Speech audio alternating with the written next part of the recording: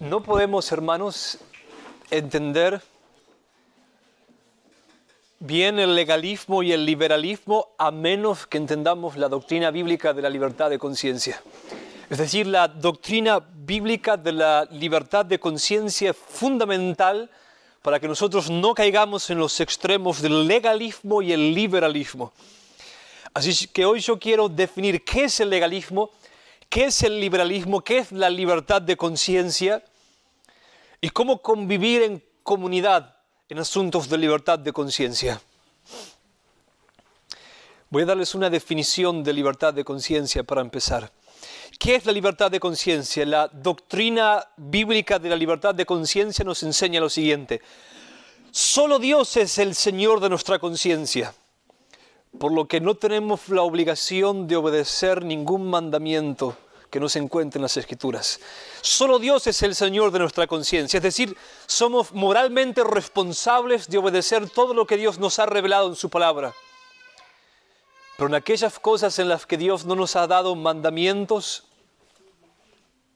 gracias amor, somos moralmente libres de actuar de acuerdo a nuestra conciencia. Solo Dios es el Señor de nuestra conciencia y nadie más. Es decir, ningún hombre es Señor de nuestra conciencia. Voy a darles algunos textos. Santiago capítulo 4, versículo 12. Uno solo es el dador de la ley, que puede salvar y perder. Pero tú, ¿quién eres para juzgar a otro? Gálatas 5:1. Estad pues firmes en la libertad con que Cristo nos hizo libres, y no estéis otra vez sujetos al yugo de la esclavitud. Hechos 4:19. Mas Pedro y Juan respondieron diciéndoles: juzgad si es justo delante de Dios obedecer a vosotros antes que a Dios. Primera de Corintios 7:23. Por precio fuisteis comprados, no os hagáis esclavos de los hombres. Mateo 15:9. Pues en vano me honran, enseñando como doctrinas mandamientos de hombres. Colosenses 2:20-23. Pues habéis muerto con Cristo en cuanto a los rudimentos del mundo. ¿Por qué como si vivieseis en el mundo os sometéis a preceptos tales como no manejes, ni gustes, ni aun toques? En conformidad a mandamientos y doctrinas de hombres, cosas que todas se destruyen con el uso. Tales cosas tienen a la verdad cierta reputación de sabiduría en cuanto a culto voluntario, en humildad y en duro trato del cuerpo, pero no tienen valor alguno contra los apetitos de la carne.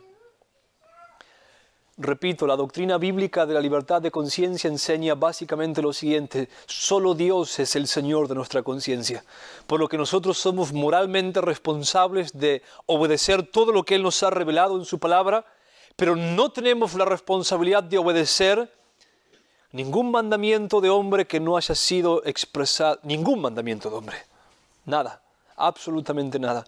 En cuanto a las cosas en las que la Biblia no nos habla de manera clara, cada uno es libre de hacer o no hacer lo que quiera según su conciencia. Ahora, para entender esta doctrina necesitamos entender qué es y qué no es el legalismo. ¿Qué es y qué no es el legalismo? ¿Qué no es el legalismo? ¿No es celo por la santidad de Dios? En 1 Corintios 7:19 Pablo dice: la circuncisión nada es y la incircuncisión nada es, sino el guardar los mandamientos de Dios. No es ser legalista, ser muy celosos en la obediencia a Dios. Eso no es legalismo. Tampoco es legalismo, escuchen bien, abstenerse de cosas lícitas por causas espirituales justificables. En 1 Corintios 9, versículos 4-6, vean lo que va a decir Pablo. ¿Acaso no tenemos derecho de comer y beber? ¿No tenemos derecho de traer con nosotros una hermana por mujer, como también los otros apóstoles y los hermanos del Señor y Cefas? ¿O solo yo y Bernabé no tenemos derecho de no trabajar? Pablo, Bernabé y algunos estaban renunciando a algunos de estos derechos simplemente para dedicarse más a la obra del Señor, más exclusivamente al evangelismo y el cuidado de la iglesia, y para no poner tropiezo al avance del evangelio. Eso no es legalismo. Abstenerse de algo lícito por razones espiritualmente justificables no es legalismo. ¿Es legalista no usar televisión, por ejemplo? No mirar televisión, que alguien se abstenga absolutamente de mirar televisión. No es legalismo si él lo hace para aprovechar mejor su tiempo en otras cosas. Pero tampoco es pecado tener un televisor. ¿Qué sí es el legalismo? Hechos 15, versículo 1.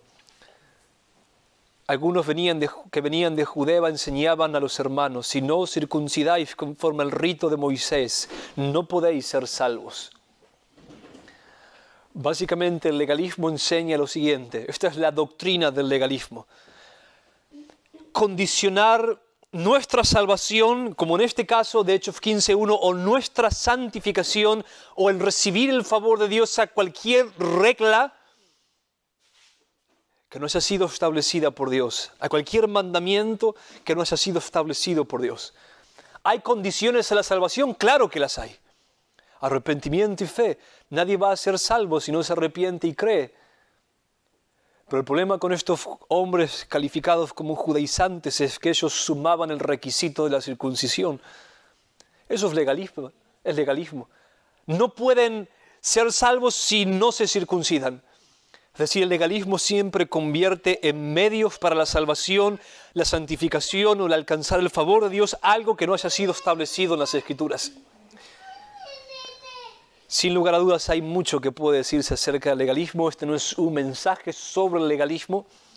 Podemos y vamos en otros mensajes a hablar mucho más específicamente acerca del síndrome del legalismo, la psicología del legalismo, las emociones de un hombre legalista, las luchas del legalismo. Y todos los cristianos luchamos en alguna medida contra el legalismo. Pero esto es lo que el legalismo es básicamente. Quiero aclarar lo siguiente. No es legalista pensar que nosotros vamos a crecer en santificación o vamos a conseguir algún favor o bendición de Dios haciendo algo que Dios ordenó en su palabra. Eso no es legalismo. Ven el Salmo 18. Hay muchos que piensan que esto es legalismo, pero esto no es legalismo. Salmos 18, versículo 20 en adelante. Vean lo que este salmista David va a decir. Jehová me ha premiado conforme a mi justicia. ¡Wow! Conforme a la limpieza de mis manos me ha recompensado. Porque yo he guardado los caminos de Jehová y no me aparté impíamente de él. Fui recto para con él y me he guardado de mi maldad. Por lo cual, es decir, en consecuencia, me ha recompensado Jehová conforme a mi justicia, conforme a la limpieza de mis manos delante de su vista. Con el misericordioso te mostrarás misericordioso y recto para con el hombre íntegro.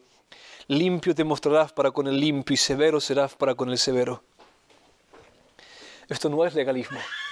Hay muchas promesas que están condicionadas por mandamientos en las Escrituras. Promesas con condiciones. Por lo cual, si yo cumplo la condición, tengo derecho a recibir la promesa. Y si no cumplo con la condición, no tengo ningún derecho a recibir esa promesa. Por lo cual podemos orar como David: Señor, bendecime conforme a mi justicia. Bendecime conforme a mi obediencia. Eso no está mal, mientras no nos desconectemos de la obra de Cristo. En Juan capítulo 14, versículo 13 y Juan 16, 24, Jesús dice: pidan en mi nombre y el Padre les va a responder. Hasta ahora nada pidieron en mi nombre, pidan y se les dará. ¿Por qué pedir en el nombre de Jesús? Porque aparte de Él no tenemos nada, absolutamente nada. Cuando yo voy delante de Él, sé que incluso esas promesas condicionadas por mandamientos fueron compradas por Cristo. Es decir, ni habría promesas aparte de la cruz. Ni habría promesas aparte de la cruz. Por lo cual, cuando yo me acerco ante Él, siempre debo orar así: por Cristo, Señor. ¿Por qué Dios debe bendecirme o por qué Él puede bendecirme? Por Cristo. Nada más. Si no fuese por Cristo, mi obediencia sería totalmente inútil para conseguir alguna bendición de Él. Adán pecó, y si después de pecar Él llegó a ser el hombre más santo, Si él nunca más pecó después de pecar y ser expulsado del huerto, ¿él podía haber ganado algún favor de Dios? Absolutamente no. Solo es por medio de Cristo y nada más que por medio de Cristo. Y también algo que debemos tener en cuenta es mi obediencia es obrada por Cristo. En Hebreos capítulo 13 se nos dice, haciendo Él en vosotros por Jesucristo lo que es agradable delante de Él. Filipenses capítulo 2, Él produce en nosotros el querer y el hacer por su buena voluntad. Así que nuestra justicia, en el sentido de nuestra santificación, la medida de nuestra santificación, es una obra de la gracia soberana de Dios, es una operación de Dios en nuestro corazón. Incluso somos deudores de esa gracia, hermanos. Pero podemos hablar así, Señor, soy obediente. De hecho, en Juan 15 Jesús nos dice, si permanecen en mi palabra, si son obedientes, pidan y van a recibir. Pero si no son obedientes a mi palabra, no tienen ningún derecho.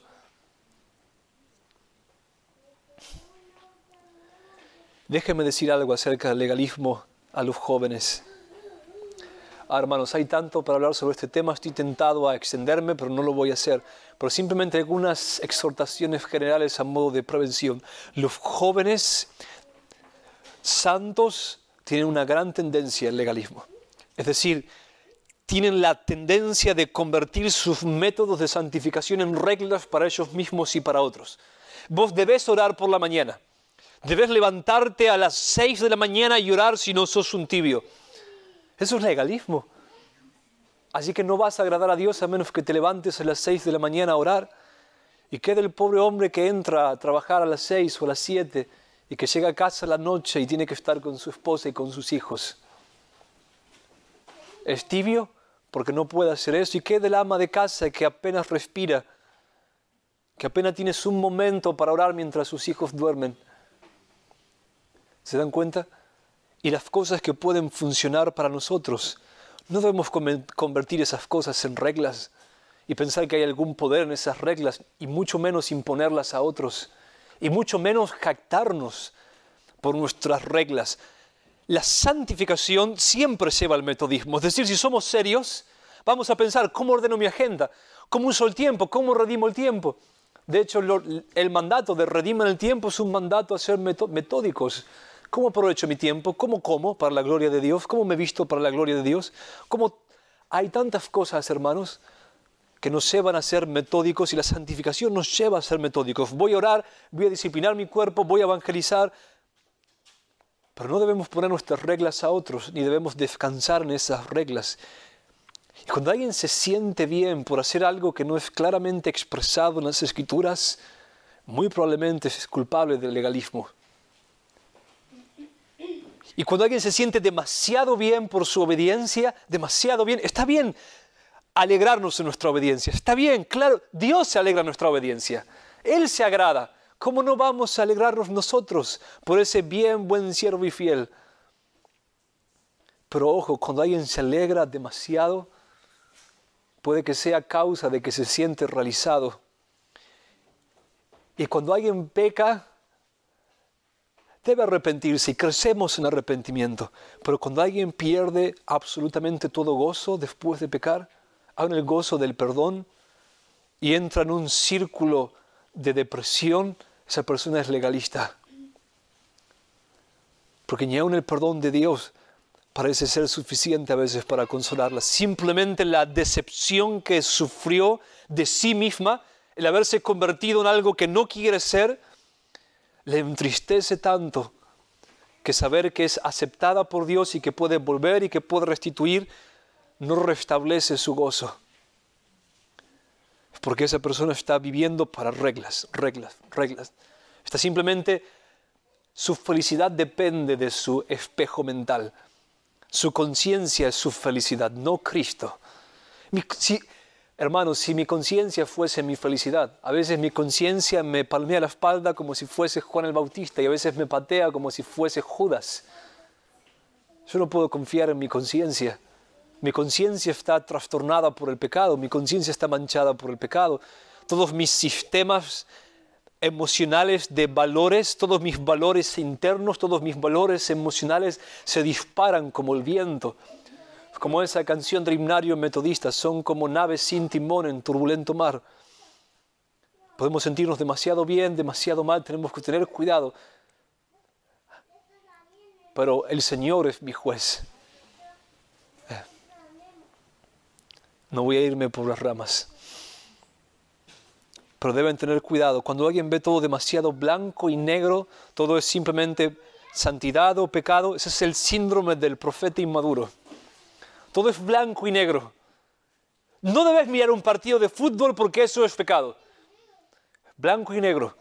Debes levantarte a las 6 de la mañana, debes predicar tantas personas por semana, deben tener un culto familiar con estas características y debe pasar esto y lo otro, esto y lo otro. Eso es el síndrome del profeta. Todo es blanco y negro, nada más. No, hermanos, hay grises en las Escrituras. Hay muchas cosas neutrales. Hay muchas cosas en las que somos librados a la sabiduría. Y no todos somos iguales, y no todos funcionamos iguales, y no todos tenemos la misma relación con Dios, y no todos tenemos la misma medida de poder de Dios en nosotros, no todos tenemos la misma santidad, ni la misma madurez, ni los mismos ritmos. Hay cosas generales, obvio, hermanos, obvio que hay cosas generales, pero debemos tener mucho, mucho cuidado. La vida cristiana, hermanos, es delicadamente equilibrada, es como un Shenga de muchas piezas. Así es la vida cristiana. Y los jóvenes con celo por la santidad suelen ser culpables de esto. Suelen ser culpables de esto. Muchos hacen del homeschooling un blanco y negro. Si no haces homeschooling estás en tibieza. Ahora, en nuestro contexto, hermanos, enviar a un niño a la escuela es casi matar a tu hijo. En nuestro contexto, no en todos. Y hay algunas escuelas en las que quizás es posible que sobrevivan. Pero hay que tener mucho cuidado, mucho cuidado. No solamente los jóvenes santos, los ignorantes también y los carnales también. Aquellos que les gusta sentirse bien por sus reglas y patear a los demás. Yo estoy haciendo cosas que van más allá de la Biblia. Dios ni me lo dice y yo lo hago. Hay que tener mucho cuidado con todos esos síntomas, mucho cuidado. Vean esto, Pablo, cuando aborda los casos de libertad de conciencia en Romanos y en Primera de Corintios, él aclara su posición, pero no la impone. ¿Escucharon bien? Pablo, el apóstol Pablo, vean lo que él dice en Romanos 14:14. Acá había todo un problema con el asunto de los alimentos. Ustedes saben, los judíos, ¿no? Como Pedro, mata y come Pedro. Ellos no estaban acostumbrados a comer ciertas cosas y no podían simplemente aceptar que algunas leyes cambiaran. Cristo le dice, todos los alimentos son limpios, Pedro, matá y come. Pero él todavía ni podía entrar en la casa de un gentil. No podían ni salir del templo. Vemos a la iglesia en Hechos que todavía no sabe qué hacer con los gentiles, está tolerando a los judaizantes. Algunos apóstoles están más adelantados que otros en todo este asunto. Así que en Roma había una mezcla. Gentiles conversos que jamás habían tenido que pensar en cuanto a las leyes mosaicas que regulan la alimentación y otras cosas. Y judíos conversos que simplemente ahora puedo comer cerdo cuando eso fue prohibido en el Antiguo Testamento por Dios y era pecado hacerlo. Simplemente puedo hacer eso. Entonces algunos se abstenían de ciertas comidas y hasta se hacían vegetarianos y otros no. Otros comían de todo y había todo tipo de conflictos porque algunos decían que era pecado, que los demás comieran carne y todo un tipo de problema. Pero vean lo que hace Pablo. Pablo comía carne y otras cosas, no tenía problema. Dice, yo confío en el Señor, yo sé y confío en el Señor Jesús, que nada es inmundo en sí mismo, mas para el que piensa que algo es inmundo, para él lo es. Él aclara su postura, pero no la impone. Él no dice, esto no es pecado. Él no trata a los demás hermanos como legalistas, ¿se dan cuenta de lo que hace?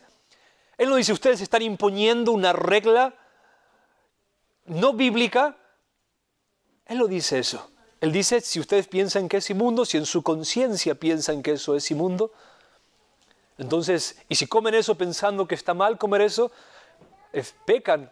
Pero yo confío en el Señor que nada es inmundo en sí, pero no impone su posición. Vean, hermanos, el mismo apóstol Pablo, algunos creen que tienen más autoridad que Pablo porque imponen sus opiniones. Ahora hay mucho para decir acerca de la prudencia y un montón de cosas, pero debemos tener cuidado. ¿Qué es el liberalismo? Es un abuso de la libertad de conciencia, es jugar con la gracia de Dios. En Gálatas 5:13 se nos dice: porque vosotros, hermanos, a libertad fuisteis llamados, solamente que no uséis la libertad como ocasión para la carne, sino servíos por amor los unos a los otros. En 1 Pedro 2:16, como libres, pero no como los que tienen la libertad como pretexto para hacer lo malo, sino como siervos de Dios. En Romanos 14, versículos 5 y 23, uno hace diferencia entre día y día, otro juzga igual todos los días. Vean esto: cada uno esté plenamente convencido en su propia mente. Pero el que duda sobre lo que come es condenado, porque no lo hace con fe. Y todo lo que no proviene de fe es pecado. Otra traducción dice: y cada vez que actuamos en contra de nuestras convicciones, pecamos. O cada vez que actuamos sin convicción, pecamos. ¿Qué es un liberal? El texto de Romanos capítulo 14 es muy claro. Si alguien hace algo en materia de libertad de conciencia sin estar convencido de que lo que está haciendo es agradable al Señor, peca. Cada uno esté plenamente convencido en su propia mente, porque el que duda sobre lo que come o lo que sea es condenado porque no lo hace con fe. Es decir, esta persona hace algo que no sabe si es pecado o no, pero lo hace igual. Prefiere pecar para poder hacer su voluntad, para satisfacer un apetito, que investigar cuál es la voluntad del Señor y luego decidir y luego ver qué debe hacer y qué no debe hacer. Piensen, cada uno examínense a sí mismo. Hacen cosas y dudan: esto es pecado, esto no es pecado, debía ser esto, no debía ser esto, es bueno, es malo.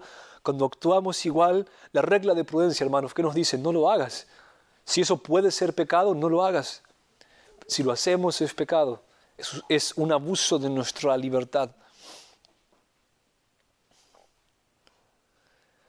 ¿Qué es un hermano débil y un hermano fuerte? En todo Romanos 14 y Romanos 15, Pablo habla de el débil y el fuerte, en materias de libertad de conciencia. ¿Qué es un hermano débil? Déjeme decir esto: no es ni un pecador ni un legalista, sino es alguien cuya conciencia es demasiado sensible y tiende a ser más exigente que las Escrituras. Ese es un débil. Alguien tan meticuloso, una tendencia a cierta introspección, y se pone más exigente que las Escrituras. Versículo 6, Romanos 14, 6. Romanos 14, versículos 1 y 2. Recibid al débil en la fe, pero no para contender sobre opiniones, porque uno cree que se ha de comer de todo, otro que es débil come legumbres.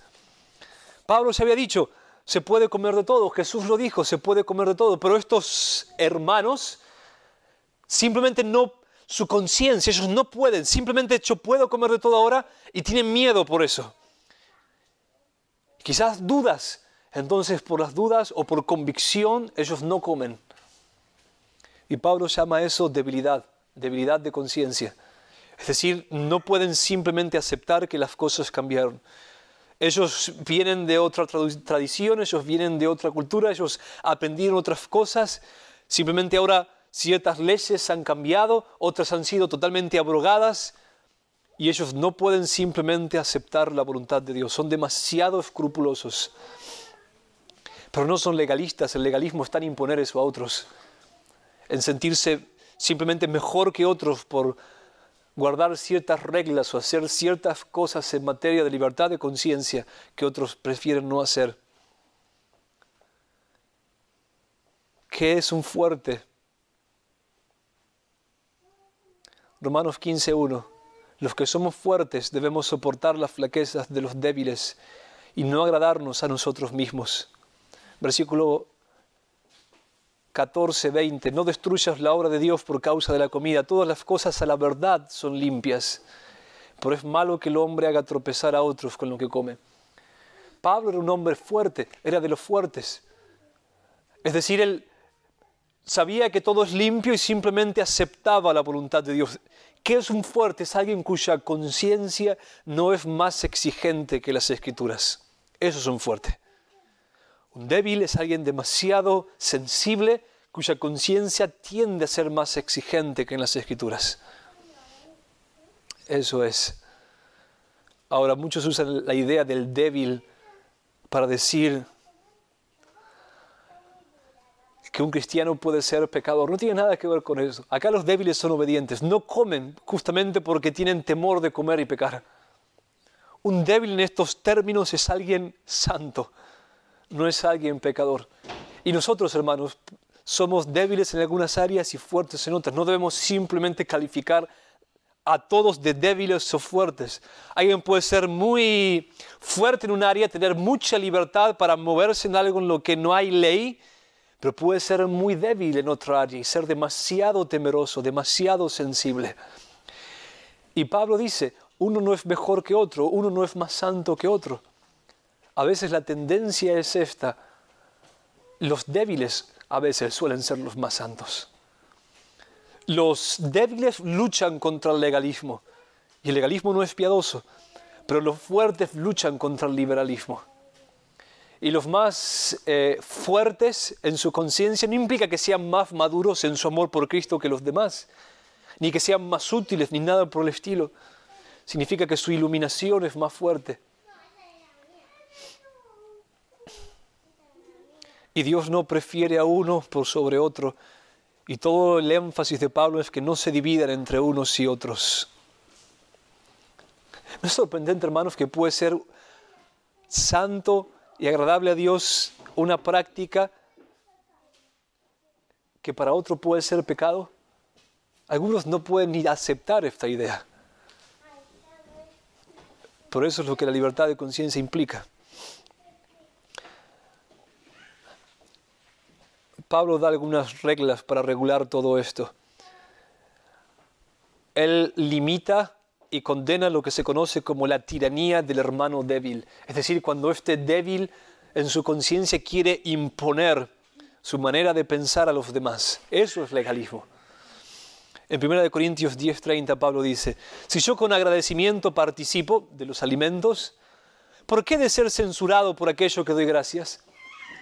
Es decir, él dice, déjenme comer. Algunos piensan que es pecado comer carne.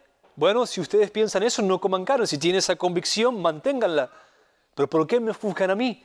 No me juzguen a mí. Él prohíbe la tiranía del hermano débil.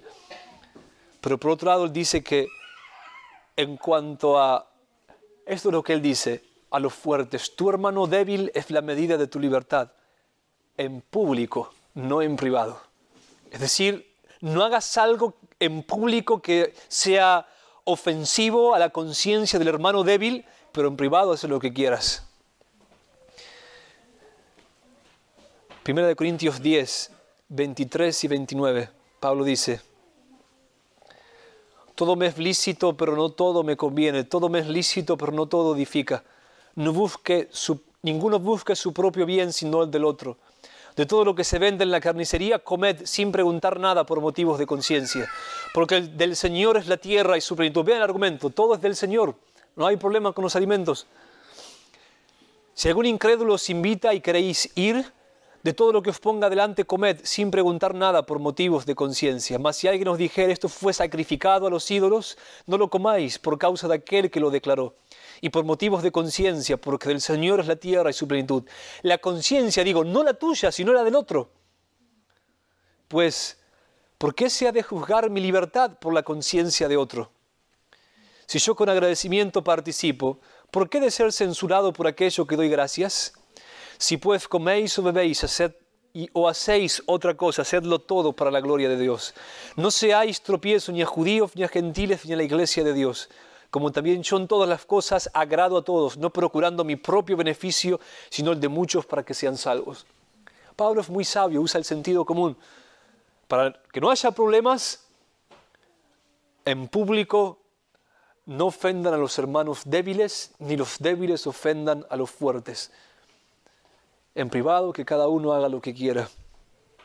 En 1 Corintios 8:9 dice, pero mirad que esta libertad vuestra no venga a ser tropezadero para los débiles. ¿Querés comer carne? Come carne en tu casa, pero no comas carne en una reunión pública. Ahora hay muchas cosas que podríamos decir de esto aplicándolo a otras situaciones. No voy a entrar ahora en esto. Déjeme decir algunas cosas más. En cuanto a todo este asunto de la libertad de conciencia, debemos distinguir las siguientes categorías: mandamiento, consejo y opinión, y las diferentes autoridades que hay, civiles, familiares y espirituales. Una cosa es un mandamiento expreso, otra cosa es un consejo sustentado por las Escrituras que mayormente, como regla general, debe ser obedecido, pero no siempre. Y otra cosa es una opinión, es algo personal, que no tiene ningún carácter autoritativo, ninguna manera. Y hay diferentes clases de autoridades impuestas por Dios que deben ser obedecidas de diferentes maneras. Piensen en la autoridad de un esposo o un padre. En 1 Pedro 3:6, vean lo que dice Pedro, respecto a la relación entre Sara y Abraham. Sara obedecía a Abraham, llamándole Kyrios, Señor, amo. ¿Qué es una esposa? Según la idea de Pedro, es una esclava de su esposo. Sara obedecía a Abraham llamándole amo, Señor. Ahora, esta no es una prédica sobre la familia. Obviamente hay muchas cosas que aclarar acá, hay muchos límites y hay mucho que decir acerca del hombre. Pero el punto es este: el hombre tiene tal autoridad delegada por Dios sobre la mujer, sobre su esposa, que la esposa debe obedecerlo en cualquier cosa que el hombre le pida, siempre y cuando no sea algo contrario a la voluntad o el espíritu de Dios. Un esposo puede demandar a su esposa algo que sea claramente contra la voluntad de Dios o algo que sea contra el espíritu de Dios. Y las esposas no deben obedecer en esos casos, porque solo el Señor es el Señor de su conciencia. Pero una casa debe ser gobernada, y para ser gobernada se necesitan reglas, regulaciones. Eso no es legalismo. Cada hombre debe poner ciertos parámetros en su casa acerca de cómo administrar el dinero, cómo criar a los hijos en materia de libertad cristiana y un montón de cosas. Y la esposa simplemente debe someterse, excepto en aquello que sea contrario a la voluntad o el espíritu de Dios.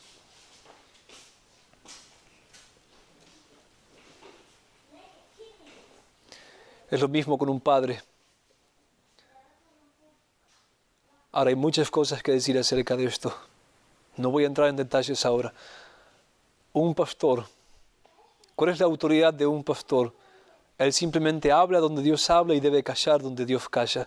En 1 Pedro 5, 2 y 3 se nos dice: apacentad la grey de Dios que está entre vosotros, se habla a los pastores, cuidando de ella no por fuerza, sino voluntariamente, no por ganancia deshonesta, sino con ánimo pronto, no como teniendo señorío sobre los que están a vuestro cuidado, sino siendo ejemplos de la grey.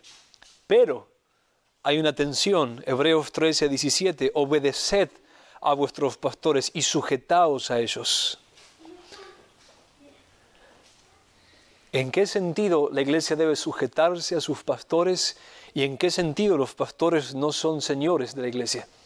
Primero que todo, la iglesia tiene un gran Señor al cual todos están sujetos. Segundo, los pastores están sujetos a la disciplina de la iglesia. Y los pastores deben estar sujetos a la iglesia en general. Tercero, los pastores tienen libertad para regular la iglesia en cuestiones logísticas, de forma y de orden. Nada más. Nada más. Es decir, si los pastores dicen, y los pastores son gobernantes, eso es lo que son. Un anciano, un pastor, bíblicamente hablando, es un gobernante, es alguien que gobierna la casa de Dios.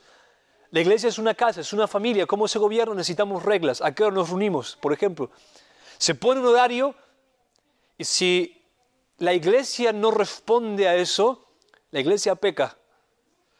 contra esa autoridad delegada con Dios y por lo tanto peca contra Dios.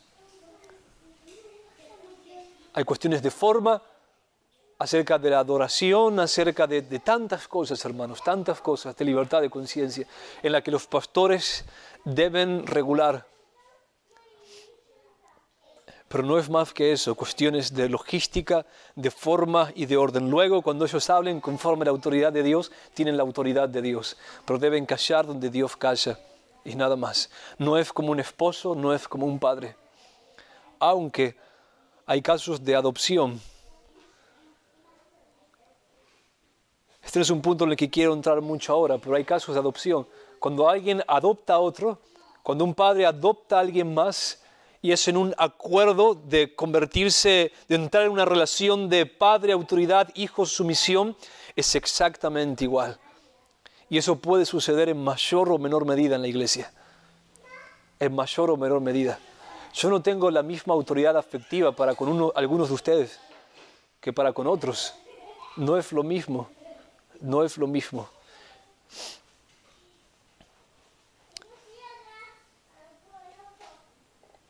Vean, en 1 Corintios capítulo 4, versículos 11 al 16, Pablo habla así.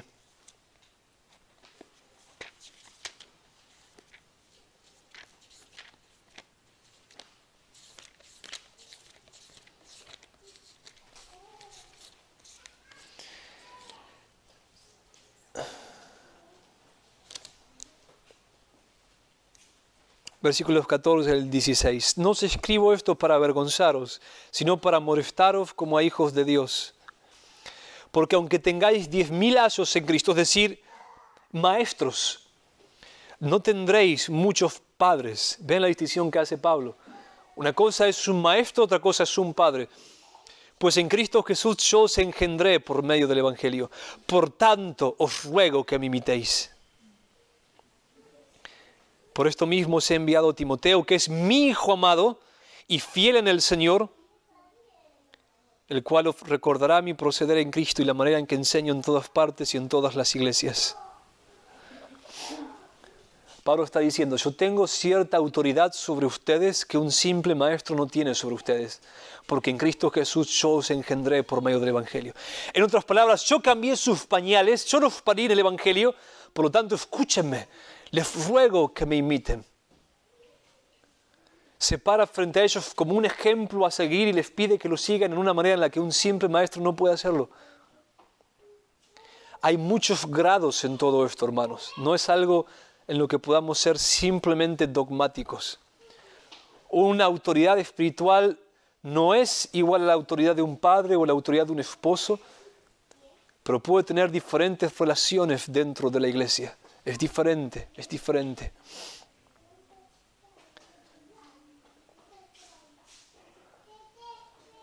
Ahora, cuando damos un consejo fundamentado, ¿está bien fumar? No hay un mandamiento de no fumarás, ¿no? No hay tal cosa. Alguien puede decir, alguien que fuma y está en una iglesia y es cristiano, puede decir, pero no hay ningún no fumarás. Si yo encuentro que fumar hace bien a mi estado anímico, a veces me calma cuando estoy nervioso. Ahora, yo puedo decirle a esa persona, no hay ningún no fumarás en la Biblia, pero yo te digo, vos vas a dañar tu cuerpo, estás ignorando las leyes de la sabiduría que Dios puso en tu constitución como hombre. No vas a dar un buen ejemplo a otros. Y te digo, si vos cedés ante fumar, si vos fumás simplemente para calmar tu ansiedad en vez de buscar al Señor, vas a terminar reemplazando tu batalla contra el pecado con una inyección de algo que te va a hacer adicto. Y yo puedo decirle lo siguiente, puedo ir a Proverbios, capítulo 15, versículo 5, y decirle, el necio menosprecia el consejo de su padre, mas el que guarda la corrección vendrá a ser prudente. Y puedo decirle, escucha mi consejo. Es necio no escuchar mi consejo. No es sabio. Si vos simplemente decís, esa es tu sabiduría, yo tengo otra sabiduría, pienso que está bien no buscar al Señor para calmar mis ansiedades y que no hay problema con que dañe mi cuerpo y que ignore las leyes que Dios puso en mi cuerpo y que dé un mal ejemplo a otros y que me haga adicto al cigarrillo, eso es necio. Es ser demasiado sabio en la propia opinión. Pero ven, yo no puedo decirle no fumarás, pero te digo, hay sabiduría suficiente como para discernir cuál es la voluntad de Dios en esto. ¿Puede alguien fumar algo que no sea dañino para su cuerpo por placer? Lo voy a responder después. Spurgeon, Martin Lloyd-Jones, tantos, fumando cosas que, según ellos, Spurgeon, Martin Lloyd-Jones, médico de la corte del rey, él sabía muy bien lo que estaba haciendo. Él decía, esto es por placer. Es algo que está ahí, vos comés ciertas cosas, yo estoy fumando. Vamos a responder eso más tarde. Me gusta ver su cara de suspenso. Vean el ejemplo de Pablo en 1 Corintios 7:25. Y creo que esto va a ser clarificador para entender cómo habla una autoridad espiritual. Él va a hablar a aquellos que son sus hijos. Pero el hecho de que sean sus hijos en el Señor no le da la misma autoridad de un padre biológico. Es diferente. Vean cómo Él va a hablar. Él tiene un peso emocional sobre ellos, pero no puede como un padre biológico simplemente imponerles ciertas cosas. Y ojo, hay cosas que un padre biológico no puede imponer. Y cuando los hijos se van de su casa y se independizan es otra cosa muy diferente, honrar a los padres. Muy diferente. 1 Corintios 7, 25, 34, al 37 y 40. Vean, Pablo va a abordar un asunto de libertad de conciencia. Y él dice, en cuanto a las vírgenes no tengo mandamiento del Señor, mas doy mi parecer como quien ha alcanzado misericordia del Señor para ser fiel. Vean el equilibrio. No te digo así dice el Señor, por lo cual no estás sujeto a obediencia. No es que si no obedeces lo que te voy a decir estás pecando, pero te digo, dice él, te hablo como quien ha alcanzado misericordia del Señor para ser fiel. Te doy mi parecer, pero no es cualquier opinión. Mi opinión tiene un peso. Tiene un peso. Debe tener una influencia. ¿Ven cómo él hace uso de la libertad cristiana para aconsejar? Hay asimismo diferencia entre la casada y la doncella. Les explica, va a fundamentar su opinión. La doncella tiene cuidado de las cosas del Señor para ser santa sin cuerpo como un espíritu, pero la casada tiene cuidado de las cosas del mundo, de cómo agradar a su marido. Esto lo digo para vuestro provecho, no para tenderos lazo, sino para lo honesto y decente y para que sin impedimentos os acerquéis al Señor. Pero, vean lo que dice, si alguno piensa que es impropio para su hija virgen que pase ya de edad y es necesario que así sea, haga lo que quiera, no peca. Que se case, pero el que está firme en su corazón sin tener necesidad, sino que es dueño de su propia voluntad y ha resuelto en su corazón guardar a su hija virgen, bien hace. Pero a mi juicio, más dichosa será si se quedare así, y pienso que también yo tengo el Espíritu de Dios. ¿Ven el equilibrio? Es mi juicio, este es mi parecer, no tengo mandamiento del Señor, si lo quieren hacer, háganlo, no pecan. Ustedes padres son dueños de sus hijas, yo doy mi opinión, pero ustedes tienen la autoridad, ustedes deciden, ustedes tienen su conciencia sujeta al Señor. Es algo bueno incluso que se casen, pero creo que alcancé misericordia como para ser fiel, es decir, soy digno de ser oído. Y yo tengo el Espíritu de Dios, es decir, mi consejo está fundamentado en el Espíritu de Dios. No significa que sea autoritativo, pero significa que proviene del amor, de la sabiduría y de la santidad que vienen del Señor. Pero no es autoritativo. Déjenme darles algunos casos prácticos antes de terminar. ¿Cómo, por ejemplo, entender la voluntad de Dios en ciertas cuestiones grises? ¿Está bien hacer mucho dinero? ¿Qué caras?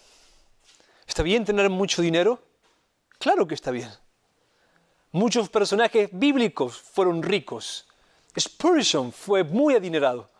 Varios predicadores muy usados por el Señor fueron hombres de mucho dinero. ¿Está bien? ¿Es algo lícito? Claro que lo es. Pero debemos ver lo que nos dicen las Escrituras en Efesios 4, 28.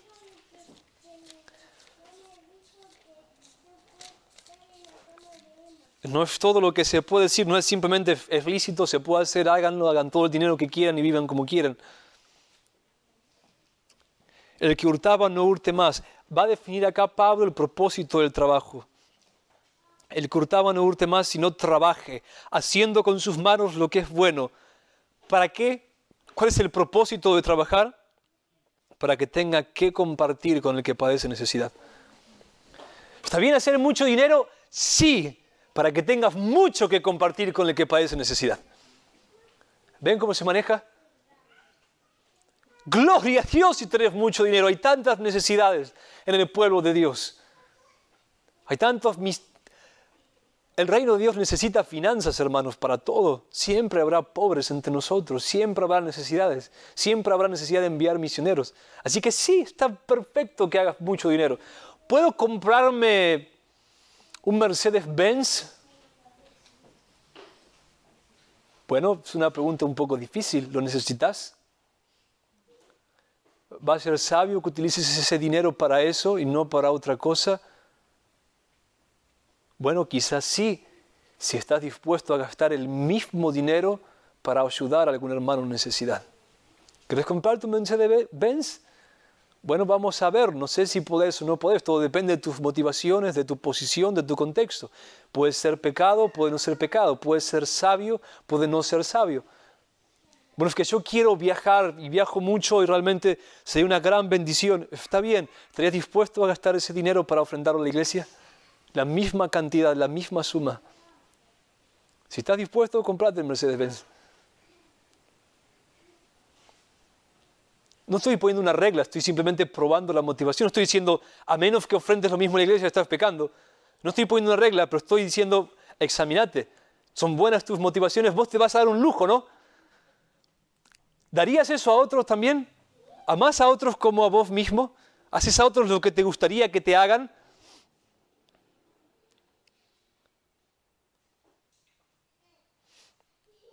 Primera de Juan 3, 16, 17. En esto hemos conocido el amor de Dios, en que Él puso su vida por nosotros. También nosotros debemos poner nuestras vidas por los hermanos.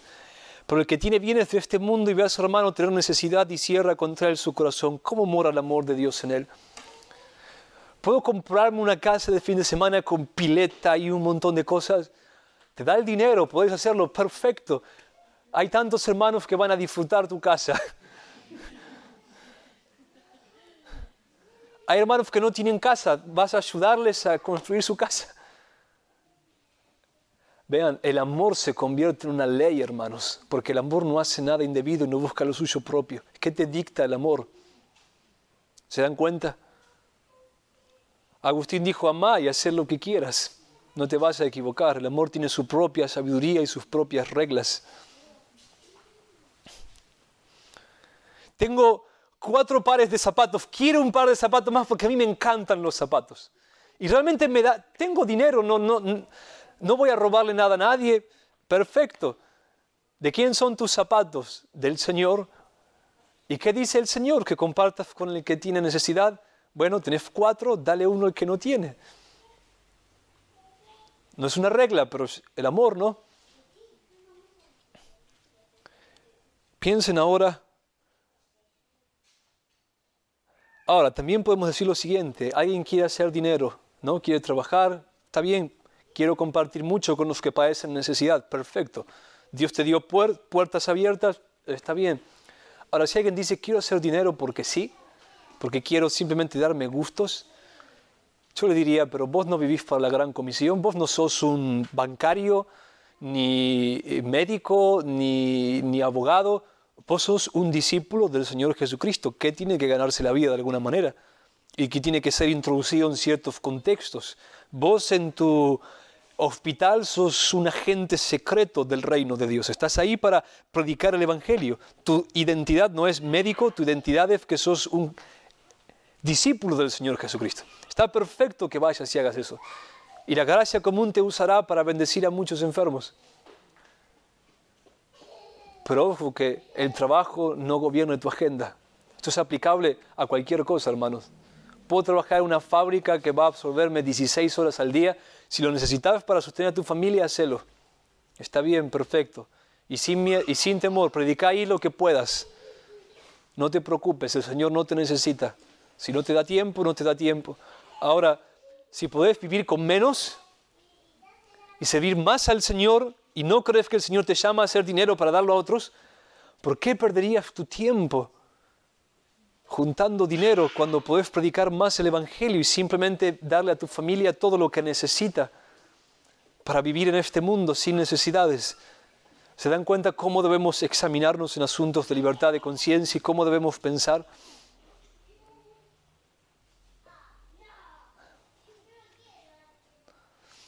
Piensen en cuanto a las relaciones entre hombres y mujeres. ¿Es pecado que dos jóvenes estén solos? ¿Dos jóvenes, hombre y mujer? ¿Es pecado? Claro que no es pecado, hermanos. ¿Dónde hay un mandato que dice que eso es pecado? A veces yo dije a algunos hermanos, es pecado que no hayas acompañado a esta hermana sola en la noche en la parada de colectivo. Amala, cuidala.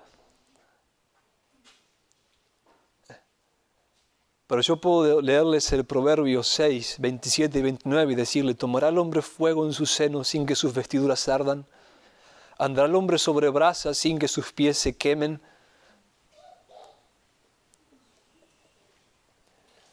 Podría decirles, no es pecado, pero hay una regla de prudencia, hay un principio de atracción en nuestra naturaleza. Ustedes están en un estado de hipersensibilidad aparte. El pecado que mora en nosotros siempre va a tomar lugar, por lo tanto, cuídense. Cuídense, porque muchos que han estado solos han pecado. Cuídense. Es mejor prevenir que curar. Es mejor que no estén solos. Es mejor que no lo hagan. ¿Pueden ver? Yo no puedo decirles, ustedes pecan si no lo hacen, pero puedo decirles, les hablo como quien ha alcanzado misericordia y es digno de ser escuchado. Y creo que tengo el Espíritu de Dios. No estén solos. A menos que sea necesario por alguna situación extraordinaria, no estén solos. Eso es jugar con fuego, eso es caminar sobre brasas. Eso es peligroso. ¿Pueden hombre y mujer ser amigos, abrirse el corazón, contar todas sus cosas? ¿Es pecado? No, claro que no es pecado, pero yo les digo, se van a enamorar. Y no despierten al amor fuera de tiempo, dice Cantares. No se aten, cuídense. Sobre toda cosa guardada, guarden su corazón.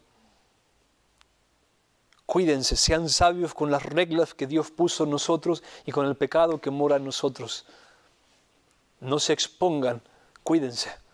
¿Ven la diferencia entre una cosa y otra? Ahora, si alguien dice, no hay ningún mandamiento para esto. Yo creo que puedo hacer eso sin hacer tropezar a mi hermana, sin que se enamore de mí, ni yo me enamore de ella, sin planearlo, sin haberlo orado, sin tomar las cosas en serio. Esa persona es necia. Sabia en su propia opinión, y su pecado es su necedad. ¿Se dan cuenta? Piensen en el entretenimiento. ¿Es lícito ir de shopping, comer, cine, todo? Dentro de lo lícito, ¿no? Obviamente que sí.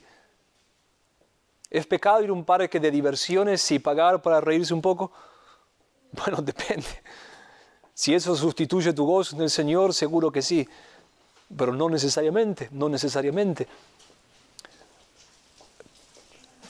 Ahora vean, 1 Corintios 10, 23 y 24. Todo me es lícito, pero no todo me conviene. Todo me es lícito, pero no todo edifica.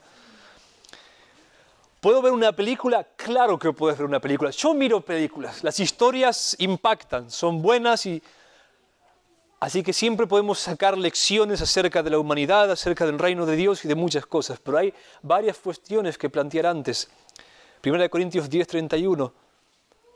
Ya sea que comáis o bebáis, hacedlo todo para la gloria de Dios. Todo me es lícito, no todo me conviene, todo me es lícito, no todo edifica. ¿Podés mirar una película? Sí, si lo haces para la gloria de Dios. ¿Cómo lo haces para la gloria de Dios? Bueno, primero, que no ofenda a Dios el contenido que vas a ver, que no sean cosas por las cuales la ira de Dios viene sobre este mundo. Y hay que tener... Hay películas de guerra, de historia, que pueden ser muy aleccionadoras y hay pecado, obviamente. Pero ustedes entienden, cosas totalmente vanas, cosas por las cuales la ira de Dios viene sobre los hijos de desobediencia. Yo no puedo encontrar placer en eso. Aun si yo veo una película de historia de guerra porque quiero realmente aprender ciertas cosas que pienso que van a ayudarme a crecer en el Señor, no voy a encontrar deleite en eso. ¿Podrías orar antes, Señor, edificame a través de esta película? Señor, dame descanso, recréame porque necesito recrearme. ¿Podés disfrutar esa película en la presencia misma del Dios Santo, Santo, Santo?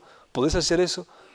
¿Podés al final darle gracias al Señor por la película y las cosas que aprendieron? Si vas a ver una película y sabes que hay escenas contaminantes, estás pecando. Estás exponiéndote al pecado. De verdad. Vos sabés que eso va a entrar por tus ojos y va a quedar en tu corazón, que esa imagen va a volver una y otra vez, que va a contristar al Espíritu Santo. Si ver películas te desconecta de las realidades espirituales, si no puedes terminar de ver una película y alabar al Señor, no estás viendo una película para la gloria de Dios. Si disfrutas el humor carnal de una película, estás pecando. Hay películas, ¿no? La Era de Hielo. ¿Conocen La Era de Hielo? Bastante divertida, hay varias blasfemias ahí. Y hay un perezoso en la película, todos se burlan del perezoso, ¿no? Y se ríen. ¿Qué es eso? Es discriminación. Yo no puedo reírme de eso, no es gracioso. Después los niños hacen lo mismo, es nuestro humor, es el humor carnal de este mundo, ¿no? Reírnos de aquellos que tienen ciertos problemas, ciertos defectos y demás. ¿Ven? Muchos pecan mirando películas sin darse cuenta. ¿Pero está mal ver películas? No, yo miro películas. Pero quiero hacerlo para la gloria de Dios. Para mí fue una bendición pasar por la serie del Hobbit. Encontré tantos tipos del Evangelio ahí, parecía un detective encontrando escenas del Evangelio, escenas. Esta es la nobleza cristiana, esta es la abnegación cristiana, este es el coraje de un soldado de Dios. Así se ven las tinieblas en este mundo, así es el poder de Satanás, así es la seducción de Satanás. Pero ven la diferencia. Narnia, yo devoré los libros de Lewis sobre Narnia. Fueron una bendición para mí, todos los tipos y alegorías del Evangelio que encontré ahí. Ahora vean, mayormente las películas comerciales, ¿no? Todas son comerciales, ¿no? Pero ustedes entienden, ¿no? ¿Qué son? El mundo ideal del mundo pecador, del hombre pecador. Dios no existe, el hombre es el centro de todo. ¿Está mal ver películas de superhéroes? Obviamente que no. Obviamente que no. Pero les digo, algunos miran películas de superhéroes porque quieren ser superhéroes, porque les encantaría ser el centro de todo, tener músculos y ser sensuales y todo ese tipo de cosas para llamarla. Y disfrutan, hermanos. Mientras ven la película, ellos disfrutan de eso porque se identifican con los personajes. Codician en su corazón. Ven cómo manejar todo este asunto de la libertad cristiana.